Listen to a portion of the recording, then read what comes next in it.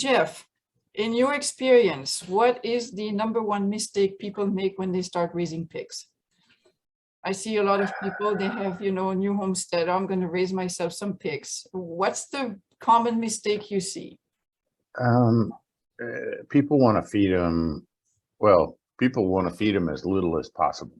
So they turn the pigs loose in a woodlot or, wherever, pasture environment, and they don't feed them, right? They want to limit feed them. Like they only want to give them a couple pounds every day and then, let the pig figure it out for themselves. But the pig is a survivor, right? It's a scavenger, omnivore, whatever. It will survive, right? It has a high likelihood of surviving in most environments. But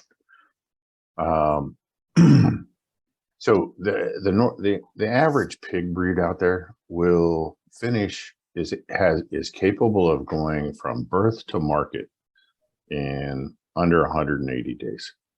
So what I find is people are trying to cut as many corners as possible, and they say, oh, it took me 9 months or it took me a year to finish my pig, and I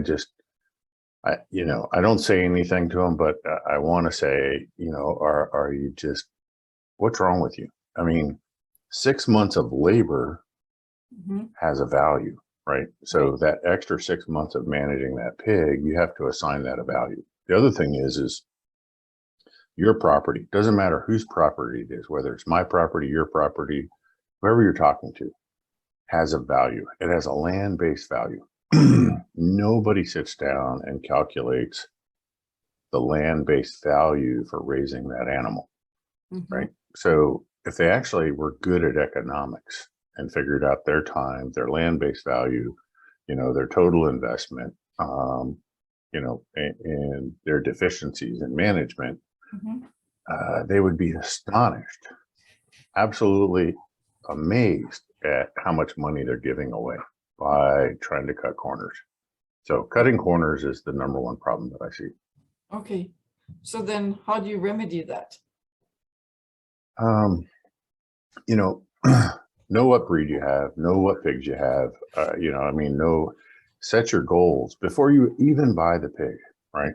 What are they for? Are they for personal use and you don't care how long it takes to get them there? That's fine, right? Then you're not really impacting, it's not a major impact on you, your farm, your income, whatever. But if you're going to resell pigs for a profit, like you want to sell meat or you want to sell the pigs or you want to raise piglets or whatever you want to do with your pigs, the faster you get your money back, the return on your investment or your cash flow return, the faster you get that back, the further ahead you're going to be, right?